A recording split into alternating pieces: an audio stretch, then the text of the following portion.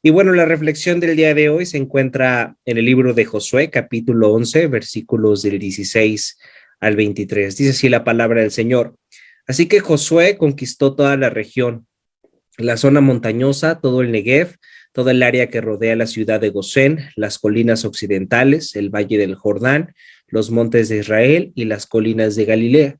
El territorio israelita ahora se extendía desde el monte Alac, que se eleva hacia Seir, al sur hasta Baal-Gad, al pie del monte Hermón, en el valle del Líbano, al norte. Josué mató a todos los reyes de esos territorios, después de hacer guerra por mucho tiempo para lograrlo. Ninguno de esa región hizo la paz con los israelitas, salvo los hebeos de Gabaón. Todos los demás fueron derrotados, porque el Señor les endureció el corazón y los hizo pelear contra los israelitas. Así que fueron totalmente destruidos sin compasión, tal como el Señor le había ordenado a Moisés.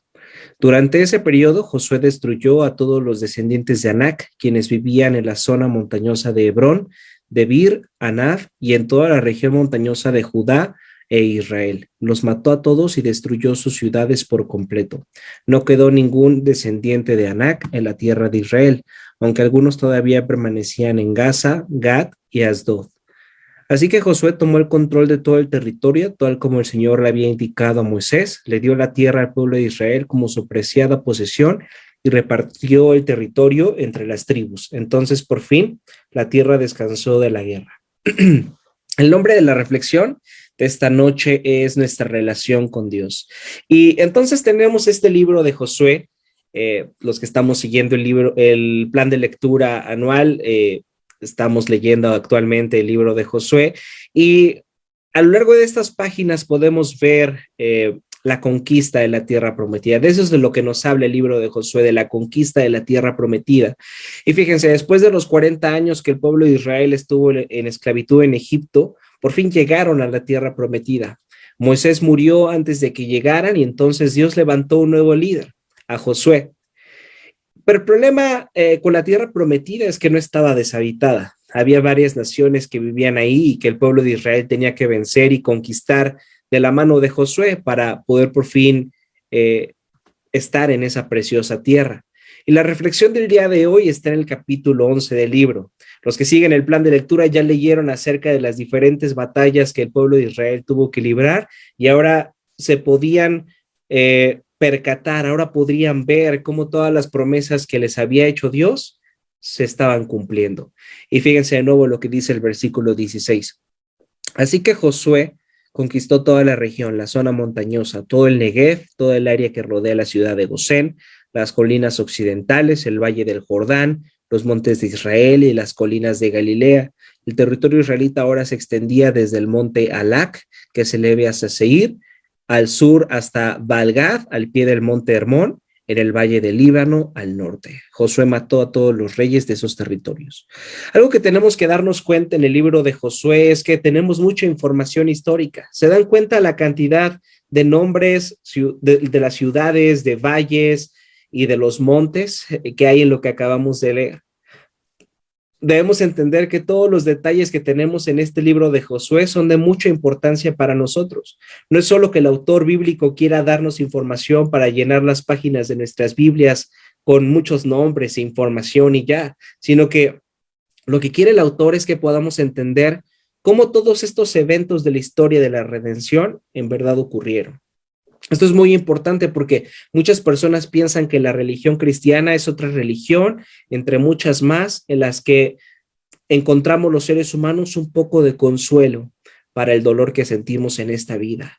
Y piensan que nos imaginamos cosas para calmar nuestro dolor, cosas como el cielo, cosas como la vida eterna, y que en esas cosas los líderes religiosos las utilizan para poder controlarnos y mantener en orden de la sociedad. Hay muchas personas que piensan así, que las religiones son el opio de los pueblos. ¿Han escuchado alguna vez esto? Que las religiones son el opio de los pueblos. Y es verdad que todas las religiones son el opio para apaciguar la culpabilidad que siente el hombre. Todas las religiones, excepto el cristianismo. Tenemos que entender esto. Todas las religiones son el opio del pueblo, excepto el cristianismo. Porque la fe cristiana no solamente tiene que ver con lo espiritual, con nuestras emociones, sino que también tiene que ver con los hechos históricos de la redención.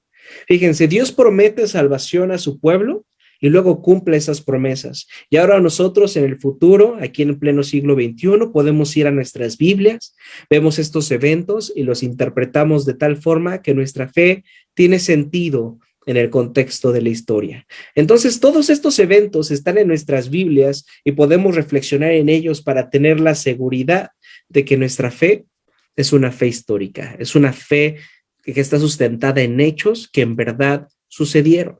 Entonces tenemos en estos versículos al pueblo de Israel celebrando las victorias que habían conseguido de la mano de Dios, dándose cuenta de que Él es fiel en cumplir lo que ha prometido. ¿Y saben qué? Al mismo tiempo tenían que darse cuenta de algo más. Ellos se daban cuenta que Dios había sido fiel en lo que había cumplido, pero tenían que darse cuenta de algo más. Tenían que darse cuenta de que ellos en todo este tiempo habían sido incapaces de cumplir con su parte del pacto. Ellos no habían podido cumplir con la ley y nunca pudieron cumplir con ella. Así que si ellos ahora estaban ahí disfrutando de la leche y de la miel de la tierra prometida, no había sido porque ellos hubieran sido fieles, sino por la fidelidad de Dios. Y la fidelidad y el amor que Dios nos tiene es mucho más profunda de lo que nos imaginamos. ¿Saben algo que hace hermosa la ley de Dios? Además de que haya sido dada por un padre que nos ama. ¿Saben qué es algo que hace preciosa a la ley de Dios? Que en la ley de Dios no solo encontramos mandamientos que cumplir, sino también se especificaban los sacrificios que los israelitas tenían que hacer cuando fallaran en cumplir con la ley. La ley de Moisés no decía, pórtense bien, y cuando ya se hayan portado bien, entonces van a poder tener una relación conmigo.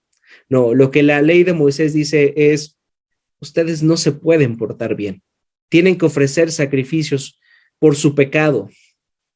Los israelitas tenían que estar ofreciendo sacrificios todo el tiempo por su pecado, no podían dejar de pecar. Y lo que me gustaría que entendiéramos con esto es que en este momento los israelitas tenían ya la victoria, habían logrado conquistar la tierra prometida. Y entonces ahí podían estar completamente seguros de que Dios estaba cumpliendo sus promesas. Pero los israelitas tenían que recordar que su seguridad no estaba basado en cómo se comportaban, en cómo cumplían la ley o en su desempeño, sino en la fidelidad de Dios, en la forma que Él estaba cumpliendo sus promesas, aún a pesar de ellos. ¿No es esto lo que también pasa con nosotros en nuestra relación con Dios? Nosotros también sabemos que no podemos dejar de ser pecadores, sabemos que nuestros corazones no desean de manera natural a Dios ni obedecerlo. De manera natural no queremos hacer su voluntad, ni estamos agradecidos por todo lo que Él ha hecho. ¿Para ustedes es difícil estar agradecido con Dios todos los días? Para mí es muy difícil estar agradecido con Dios todos los días. Para mí me es muy difícil recordar lo que Él ha hecho a veces. Cuando las cosas van bien, muchas veces pienso que me lo merezco y se me olvida que todo lo que tengo es gracias a Él. Y me enojo mucho cuando las cosas no salen como yo espero o cuando las demás personas no hacen lo que yo quiero. Los israelitas estaban en un momento de victoria y es posible que en estos momentos de victoria nosotros olvidemos lo que Cristo ha hecho por nosotros. Hay momentos en nuestro caminar con Cristo que Dios nos permite experimentar tranquilidad, otros momentos donde nos permite experimentar calma. Y en esos momentos deberíamos de recordar cuál es nuestra verdadera condición y recordar que nuestra seguridad no está en que seamos buenos, sino en que Cristo ya pagó por nuestros pecados, que Cristo vivió la vida que tú y yo no podemos vivir, que Cristo cumplió toda la ley de Moisés que tú y yo no podemos cumplir y que murió en nuestro lugar y que ha pagado. Y ahora, a pesar de lo que yo soy, a pesar de mis pecados, a pesar de mi infidelidad, a pesar de mi incredulidad, a pesar de mi falta de confianza en Dios, a pesar de todo esto, Dios me ama. Y fíjense, la condición humana de pecado no solamente la podemos ver en una persona viciosa, en una persona que es promiscua, que es floja, que es mentirosa o codiciosa. También las personas trabajadoras, las personas honestas, fieles, esforzadas, perfeccionistas y disciplinadas, están perdidas, están igual de perdidas que las personas promiscuas si no conocen a Cristo, si no ponen su esperanza y su confianza en la obra de Cristo. La única forma en la que tú y yo podemos permanecer fieles a Dios es en Cristo. No, nosotros no podemos permanecer fieles a Dios cuando venimos a la iglesia, cuando nos conectamos a la reunión de oración o cuando diezmamos. Esas cosas son muy buenas, pero no son esas cosas las que nos mantienen fieles a Dios. Lo único que nos puede mantener fieles a Él es hallar nuestro consuelo, nuestra esperanza y nuestra satisfacción en Cristo. Ahora fíjense lo que dice el versículo 18. Después de hacer guerra por mucho tiempo, para lograrlo, se refiere a conquistar la tierra prometida. Ninguno de esa región hizo la paz con los israelitas, salvo los heveos de Gabaón. Todos los demás fueron derrotados porque el Señor les endureció el corazón y los hizo pelear contra los israelitas. Así que fueron totalmente destruidos sin compasión, tal como el Señor le había ordenado a Moisés.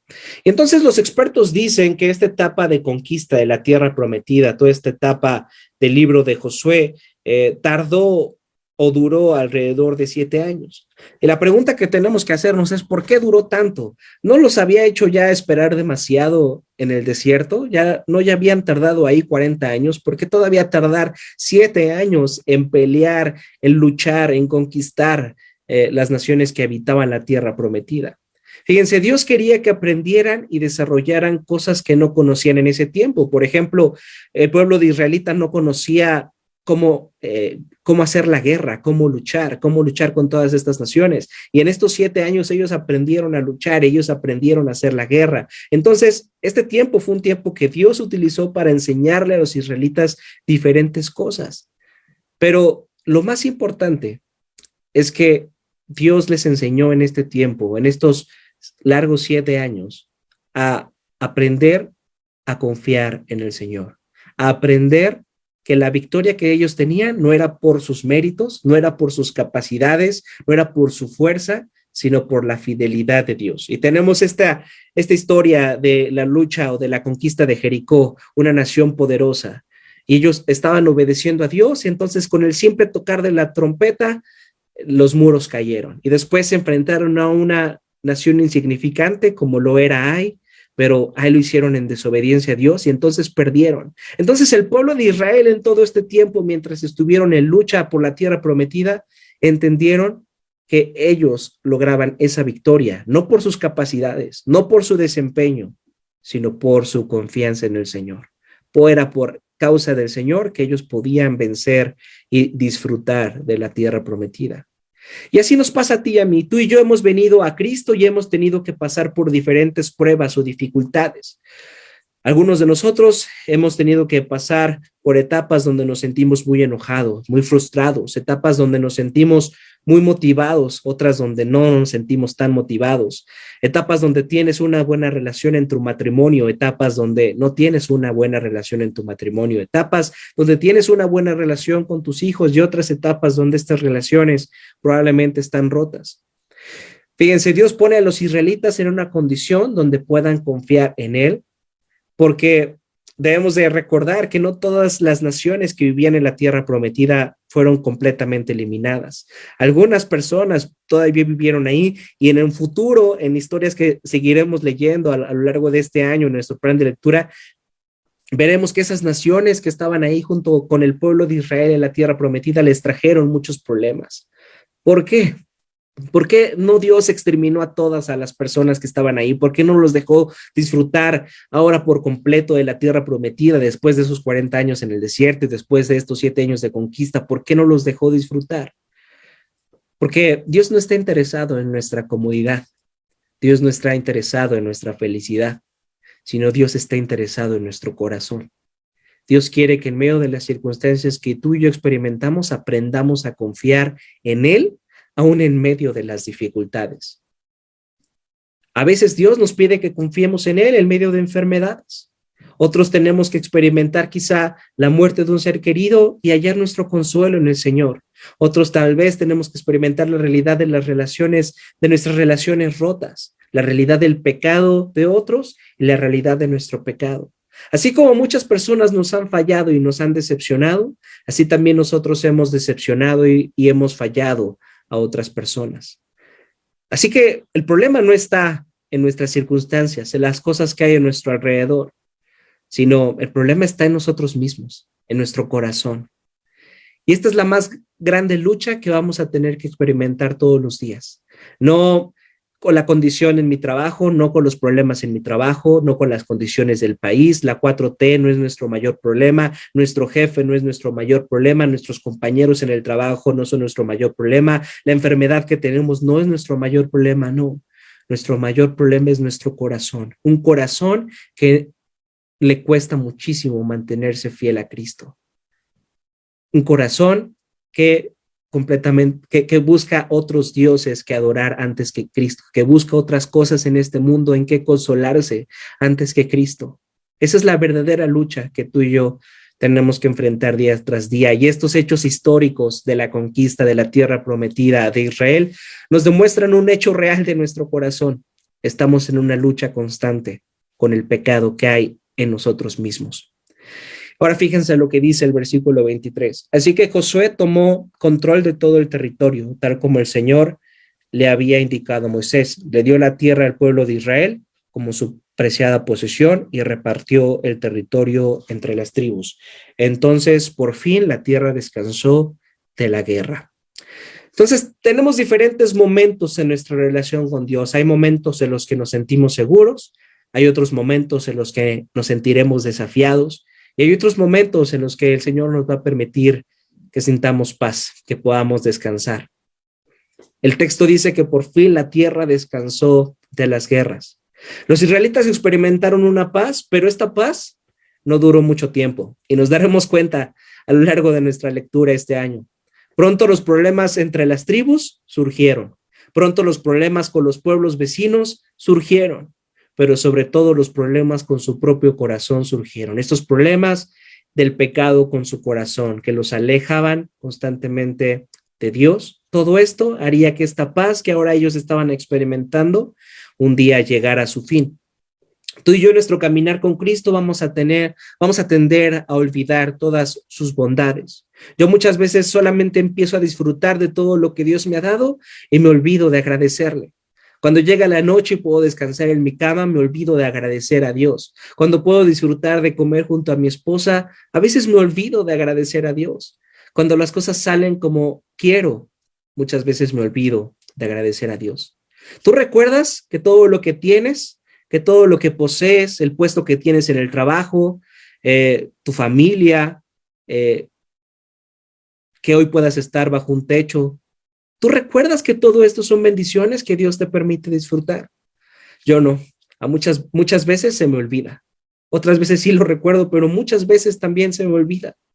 Tanto nosotros como los israelitas solemos olvidar la fidelidad de Dios. Esto debe de recordarnos que la paz que tenemos con Él no depende de nosotros. Es imposible que dependa de nosotros, porque si dependiera de nosotros, entonces nunca podríamos experimentar la paz de Dios. Sin embargo, pensando en esto, fíjense lo que dice Romanos capítulo 5, versículo del 1 al 4. Dice, por lo tanto, ya que fuimos hechos justos a los ojos de Dios por medio de la fe, tenemos paz con Dios, gracias a lo que Jesucristo, nuestro Señor, hizo por nosotros. Debido a nuestra fe, Cristo nos hizo entrar en este lugar de privilegio inmerecido, en el cual ahora permanecemos y esperamos con confianza y alegría participar de la gloria de Dios. También nos alegramos al enfrentar pruebas y dificultades porque sabemos que nos ayudan a desarrollar resistencia, y la resistencia desarrolla firmeza de carácter, y el carácter fortalece nuestra esperanza segura de salvación.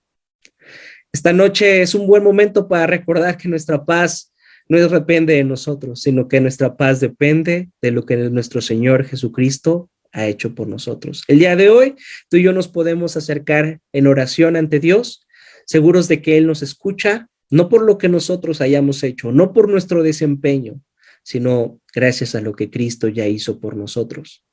Que esta noche podamos recordar que tenemos el desafío de mantenernos fieles a Cristo, y que solo en confiar en Él podemos experimentar una paz que este mundo no da. Tal vez las circunstancias en las que te encuentras tendrían que decirte que no deberías de tener paz. Tal vez los problemas económicos en los que te encuentras, tal vez te deberían de decir que no tendrías que tener paz. Tal vez los problemas de salud que enfrentas te deberían de decir que no deberías de tener paz. Tal vez los problemas que tienes con tus relaciones rotas te deberían de decir que no tendrías que tener paz. Pero la paz que tenemos en Cristo es una paz que este mundo no da. El hecho de sabernos amados, el hecho de sabernos perdonados, el hecho de sabernos adoptados como hijos de Dios, todo eso debería de traer consuelo, esperanza, seguridad a nuestro corazón. Y es ahí donde tú y yo esta noche podemos encontrar verdadera paz, esa paz que este mundo no puede dar, pero que Cristo sí nos puede dar gracias a su sacrificio.